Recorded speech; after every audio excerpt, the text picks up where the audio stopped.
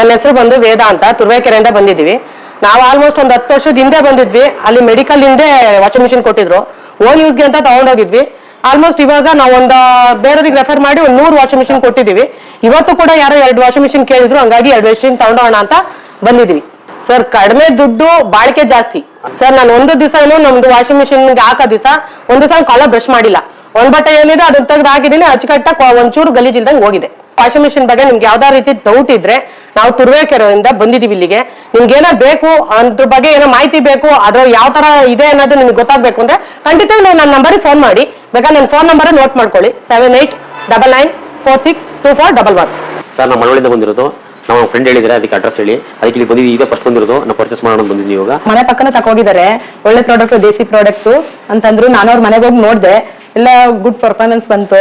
ಅದಕ್ಕೆ ನಾವು ತಗೊಂಡು ಹೋಗುವ ಅಂತ ಅಡ್ರೆಸ್ ಕೇಳ್ಕೊಂಡು ಬಂದು. ದೇಸಿ ವಾಷಿಂಗ್ ಮಿಷಿನ್ ಸೂಪರ್.